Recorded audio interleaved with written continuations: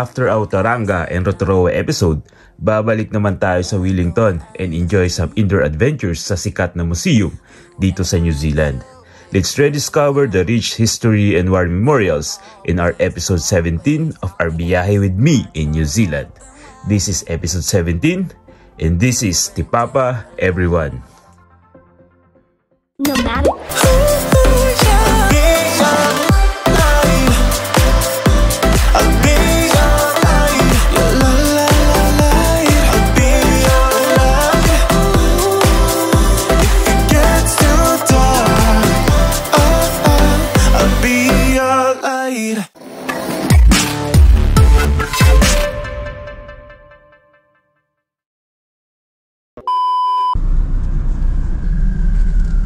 Pwede ba dyan? Doon na lang.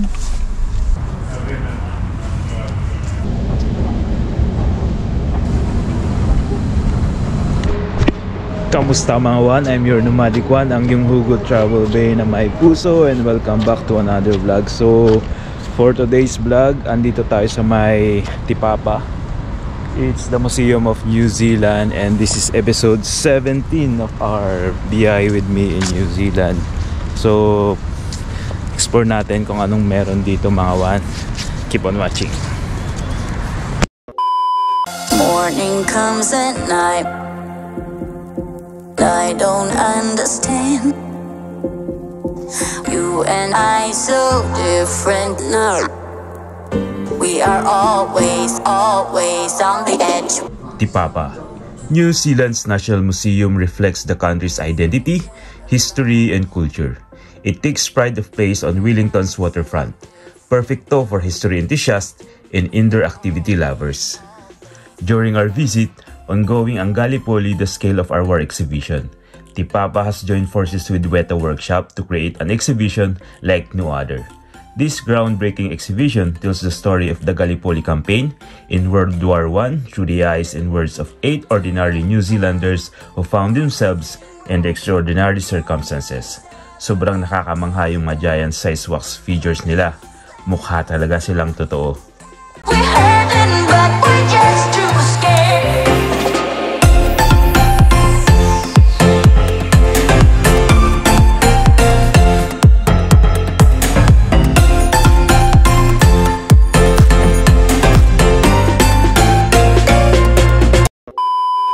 At yun mga wan, so katapos lang natin sa may War Memorial and kasama natin si Marie visiting us here in Wellington from Auckland.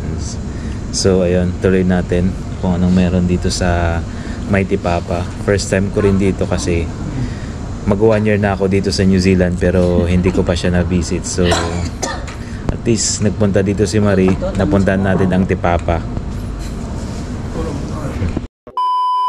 Any visitor to Wellington should have the Museum of New Zealand, Tipapa Tongarewa, at the top of their to-do list.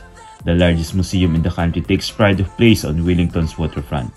At 36,000 square meters and 6 stories high, it contains a vast repository of collections. It's home to more than 800,000 artworks, objects, and specimens. It curates cutting-edge interactive exhibitions with a contemporary and bicultural approach. Tipapa is a museum experience that's accessible to all. Just outside Tipapa, you can find one of the Instagrammable site in Wellington, the Big Wellington sign. Wellington with a missing eye is a sculptural sign for Instagrammable times. A giant sculptural sign on the waterfront will present new and unique photo opportunities for locals and visitors alike, as they physically become a part of Wellington. Don't forget to include this in your bucket list. So yun mga wan, andito na tayo sa may waterfront walk sa may malaking Wellington sign. Labas na tayo ng Tipapa. Hindi na ako nag-vlog sa loob kasi bawal maingay. So nahiya din ako mag-vlog kasi maraming tao. So labas muna tayo and puntahan natin yung Wellington sign. I just hear someone say, some of us never find time to be happy because we were too busy trying to be strong. And that cuts right through the core. O nga no, have you been in a part of your life na nakalimutan mo nang maging masaya kasi sobrang busy kang maging strong? Na hindi naman sa mas pinili mong maging malungkot kundi dahil mas pinipili mong maging malakas. Day by day, inaabala mo yung sarili mo to forget everything. Lahat ng trauma, rejections, and struggles sa buhay mo. Yung tipong wala kang ibang choice kundi maging strong. Your feelings are valid, my friend. And I want to let you know na I am rooting for you.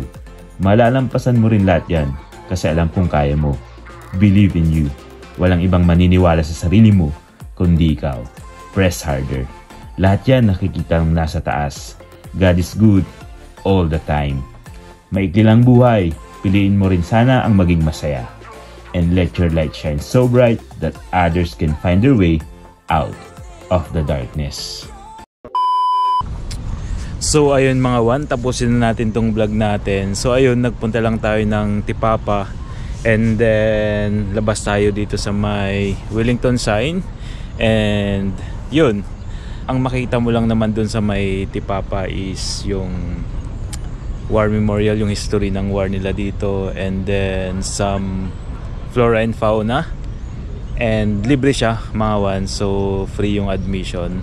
Pero hindi libre yung parking, kailangan mong magbayad ng parking. And then paglabas mo, dito na yung may waterfront walk, tawag nila. Dito yung may malaking Wellington sign. So yun mga wan, it's our episode 17 of our biyahe with me in New Zealand. And this is Tipapa, the Museum of New Zealand. So ayun, hanggang sa muli everyone.